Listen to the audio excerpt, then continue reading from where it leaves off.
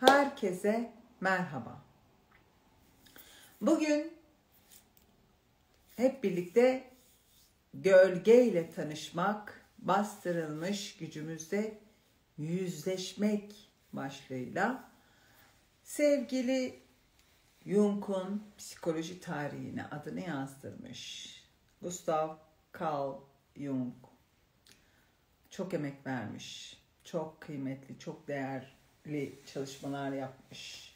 Fikirlerine inandığım, gençlik dönemlerimden, çocukluk dönemlerimden beri ilgi duyduğum Freud ve bu arkadaş birlikte de uzun yıllar çalıştılar. Sonra aralarına küslük girdi. Depresyona girdi, senelerce eve kapandı. Yok. Sevgili karısı ona destek oldu. Depresyondan çıkartmak için uzun yıllar.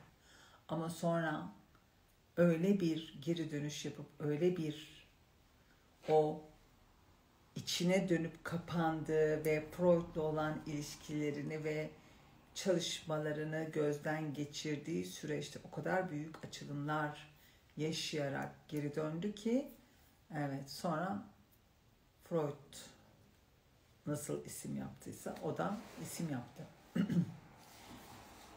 Şimdi onun böyle 3 günlük bir ritüel çalışması var. Kişinin kendisini fark etmesi ve dönüştürmesine katkı olan. Biz de dün 1. gününü yaptık. O YouTube'a eklendi.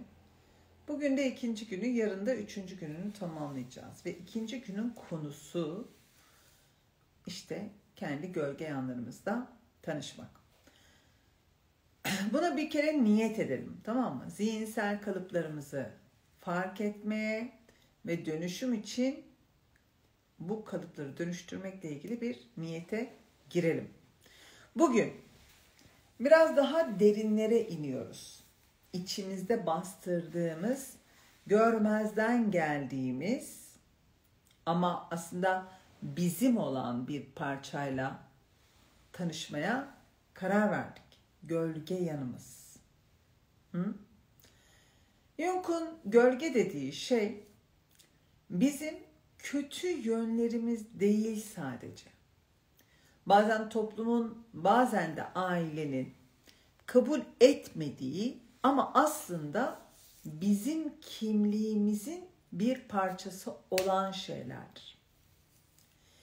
Kimi zaman öfke, kıskançlık, kırılganlık ama kimi zaman da cesaretimiz ve gücümüz, liderliğimiz, yaratıcılığımız olabilir bu gölgeye. Biz onları kendimize yakıştıramadığımız için gölgeye atmışızdır. Bugün sana sorum şu olacak. Benden dışlanan ama bana ait olan hangi parçam tekrar benimle konuşmak istiyor?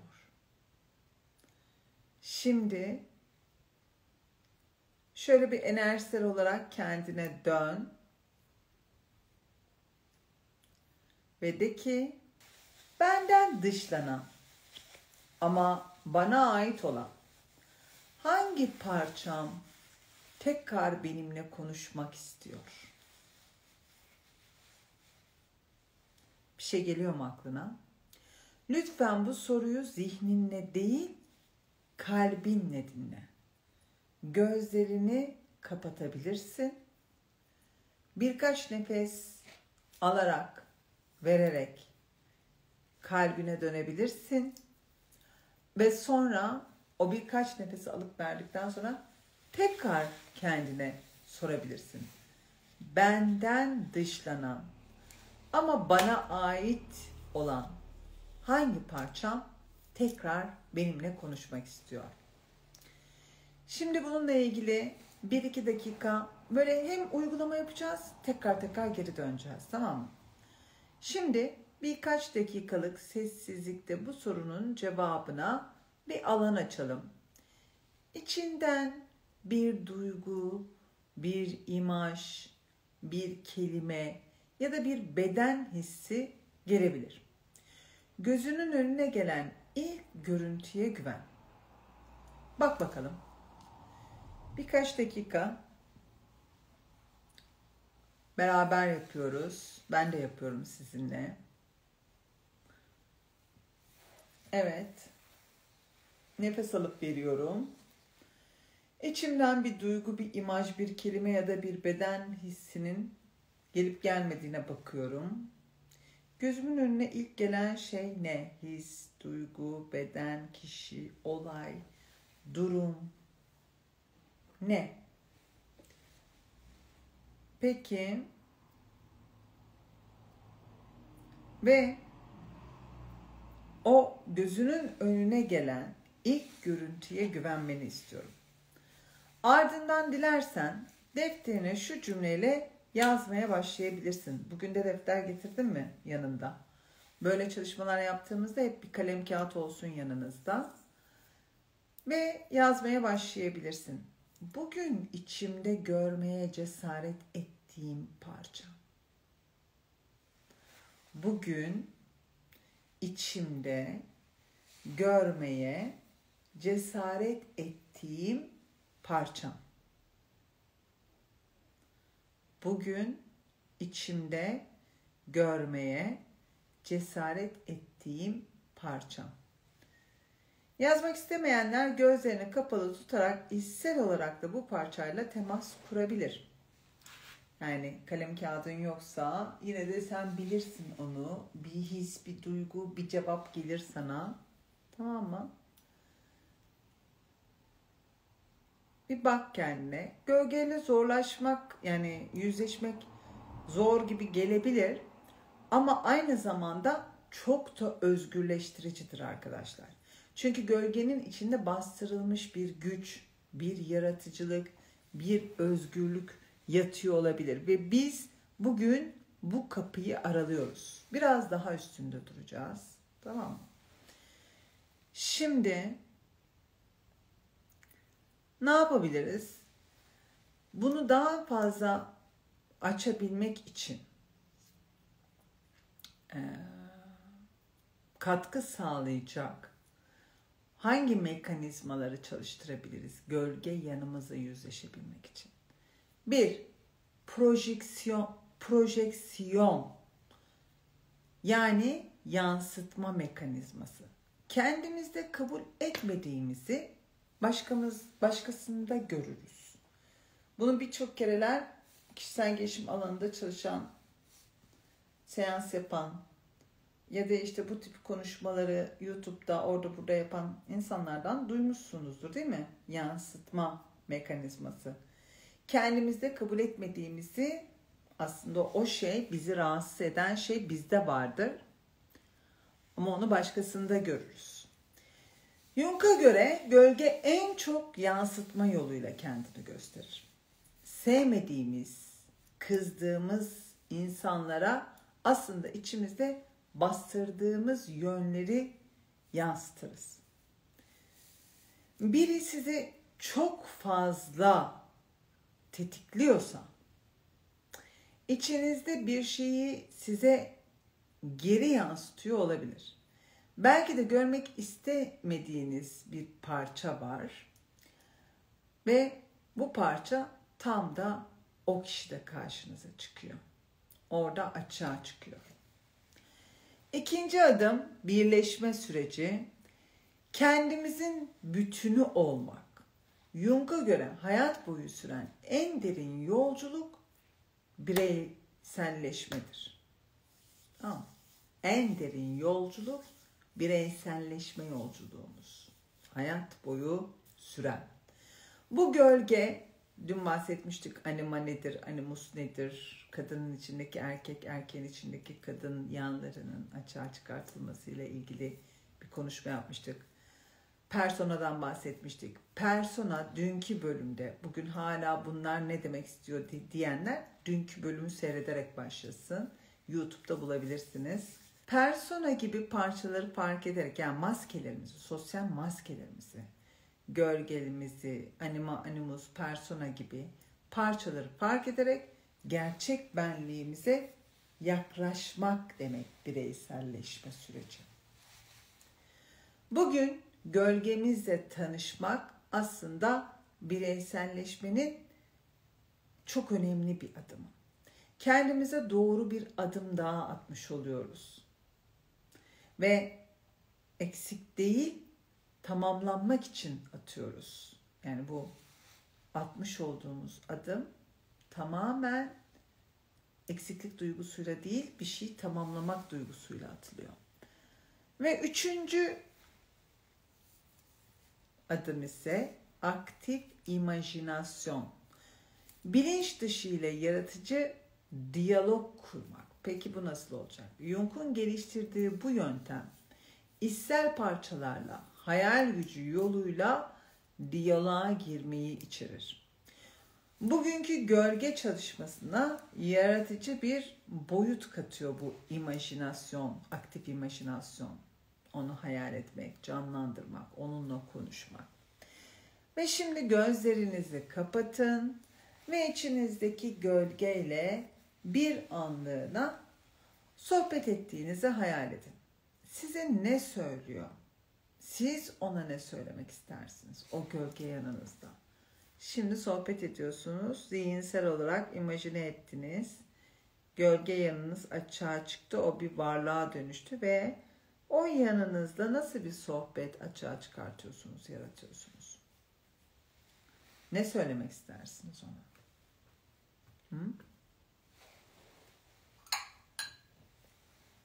Dürüst olun. Kendinize, gölge yanınıza.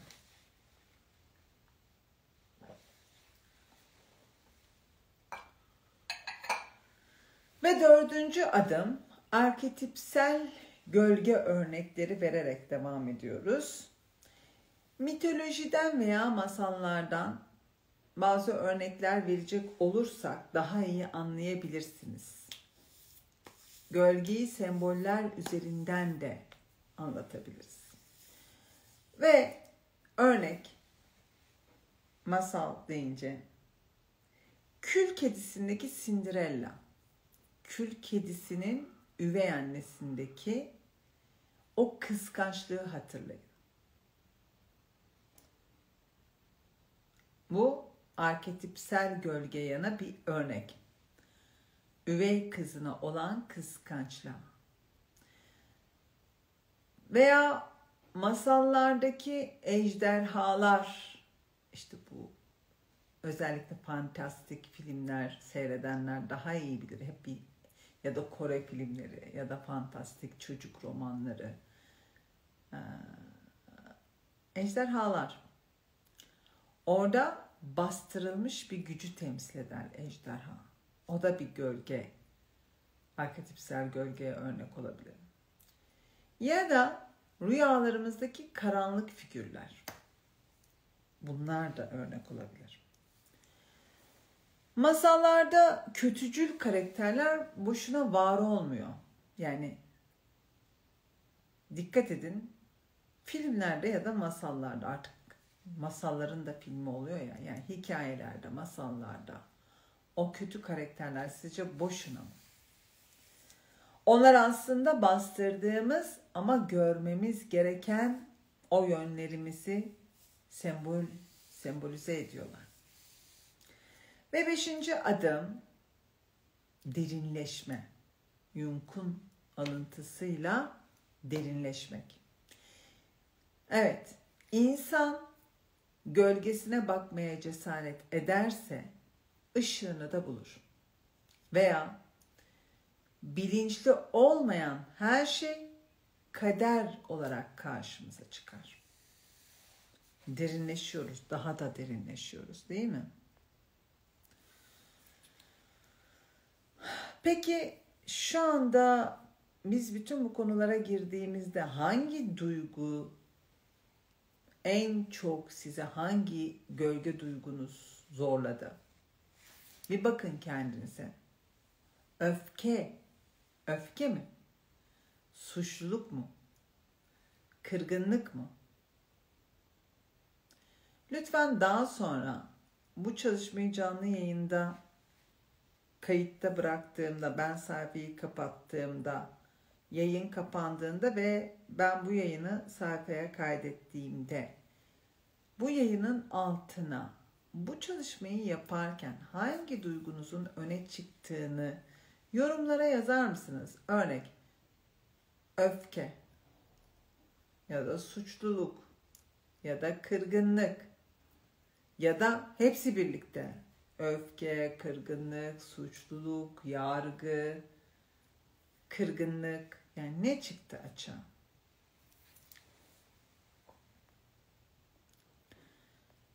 Peki bu size şu anda düşünmek için nasıl bir kapı açtı? Gölge yanlarınızla ilgili. Oraya bir bakın.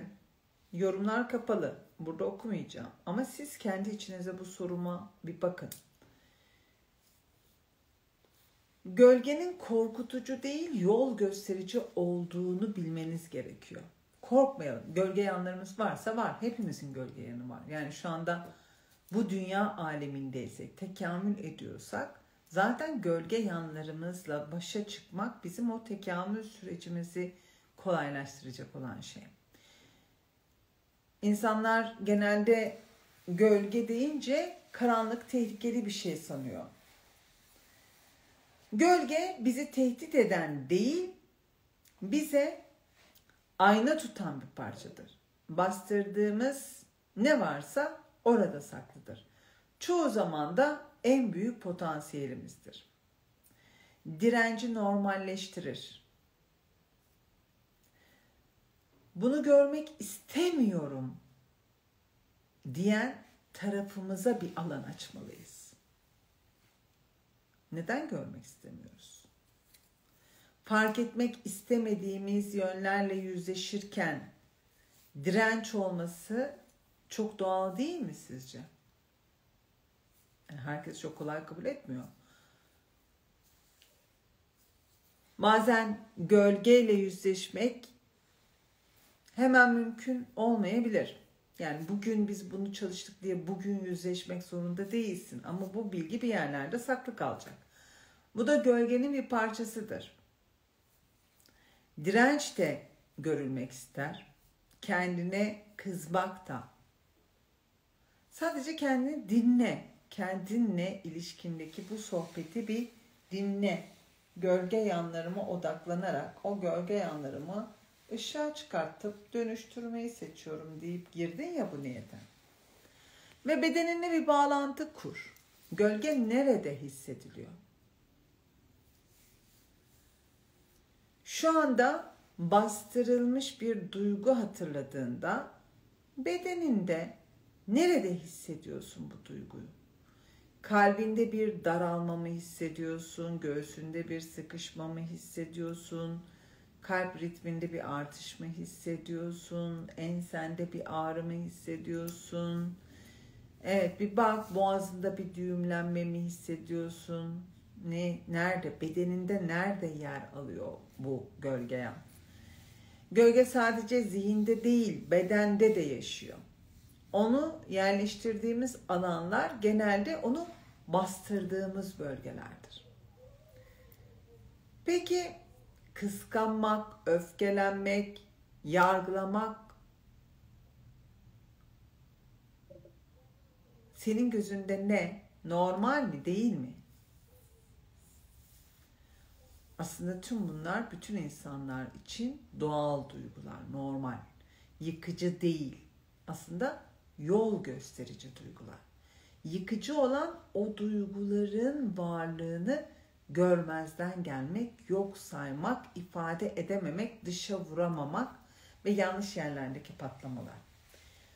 Yani aslında doğru okusak duygularımızı görsek, o gölge yanımızı görsek, kıskanç tarafımızı, haset tarafımızı, öfkeli tarafımızı görsek ve gördüğümüzü kabul ettiğimiz üzerinden dönüşümü başlatsak o zaman daha kolay olacak her şey. Ve şimdi bu gölge yanlarınızı kabullenebilmek için. Belki de neyi gösterdiğine bakman lazım. Kıskançlık mı hissettin? Bu senin sakladığın arzunu gösteriyor olabilir. Arzuladığın şeyi gösteriyor olabilir kıskandığın şey. Aslında o şeyi istediğin için kıskanıyorsun. İstiyorsun ki onda olan bende de olsun. Niye bende yok diyorsun. Aslında seni öfkelendiren bu. Aslında gölge yanın o. Neden onda var da bende yok? Değil mi? Ama bu sana aslında okursan, doğru okuma yaparsan arzularını da gösteriyor kıskandığın şeyler. Neyi kıskanıyorsan onu arzuluyorsun. Birine öfkelendin mi? Belki de senin sınırlarını çizmene izin veren yanınla yüzleşiyorsundur. Birine öfkelendin mi? Tekrar ediyorum. Belki de senin sınırlarını çiğnemene izin veren yanınla yüzleşiyorsun. Mini bir gölge ritüeli yapabiliriz birlikte. Gözlerinizi kapatın ve benim sözcüklerimi hissederek takip edin. Şu an derin nefes al, gözlerini kapat. Karşında seni en çok zorlayan duyguyu ya da kişiyi hayal etmeni istiyorum. O kişiyi getir gözünün önüne. Ona sadece şunu sorar mısın? Sen bana ne göstermeye geldin? Ve sadece dinle. Hiçbir yargı getirme. Tekrar sor. Seni üzen, inciten, yaralayan, kızdıran, yargılayan, suçlayan, artık neyse, ne yaparak sana kötü hissettiren biri varsa ona bak ve de ki sen bana ne göstermeye geldin? Ve sadece sessizlik içinde cevabın geleceği hissiyle sistemi dinle. Yargılamadan. Kim bilir şu anda sana ne söylüyor. Peki günlük hayatta gölgemizi nasıl yakalarız? Şimdi oraya bakalım. Biri seni çok tetiklediğinde hemen kendine şunu sor. Bunun bende karşılığı ne? Bunun bende karşılığı ne? Birisi seni tetikledi, kızdırdı, üzdü. Bunun bende karşılığı ne? Gölge bazen tek bir kelimede bile saklı olabilir. Sana gelebilecek o konuşmayı veya hiçbir konuşma yoksa tek o kelimeye bile bakabilirsin. Bir tek kelime geliyor. Bak ona. Her şey orada saklı olabilir.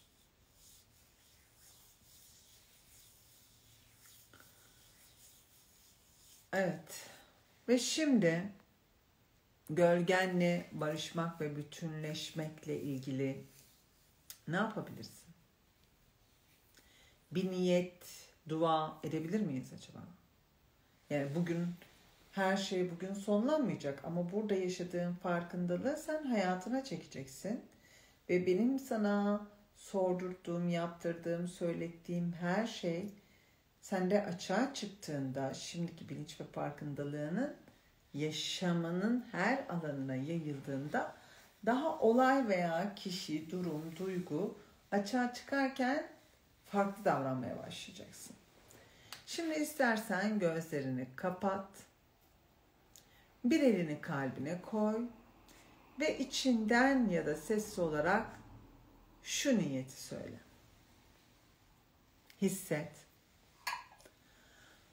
Hazır mısın? Gölge sandığım her parçama sevgiyle yaklaşmayı seçiyorum. Gölge sandığım her parçama sevgiyle yaklaşmayı seçiyorum. Gölge sandığım her parçama sevgiyle yaklaşmayı seçiyorum. Beni zorlayan her tetikleyiciyi, beni zorlayan her tetikleyiciyi de bana rehberlik eden bir işaret olduğunu hatırlamak istiyorum. Beni zorlayan her tetikleyici de bana rehberlik eden bir işaret olduğunu hatırlamayı seçiyorum. Kendimin hem ışığını hem gölgesini kabul ettiğimde gerçek bütünlüğüme yaklaşabileceğimi biliyorum. Kendimin hem ışığını hem gölgesini kabul ettiğimde gerçek bütünlüğüme yaklaşacağımı biliyorum. Evet. Şimdi bugün içsel cesaretimizi onurlandırdık. Gölgeyle tanışmak demek, bastırdığımız güce el uzat anlamında kendimize komut verdik. Dedik ki gölge yanına tanış, ona el uzat. Kendi kendimize verdiğimiz talimat bu. O bastırdığımız gücü açığa çıkartmak için yapıyoruz bu çalışmayı. Unutma, ışık her zaman karanlıktan doğar. Değil mi? Dualite. Işık varsa karanlık var. Evet varsa hayır var. Yarın 3. günümüzde içsel rehberimizle yani öz benliğimizle buluşacağız. Orada yarın seni bekliyor olacağım. 3. ritüel günümüzü öyle tamamlayacağız, tamam mı? Kendinize iyi bakın. Sevgimde kalın.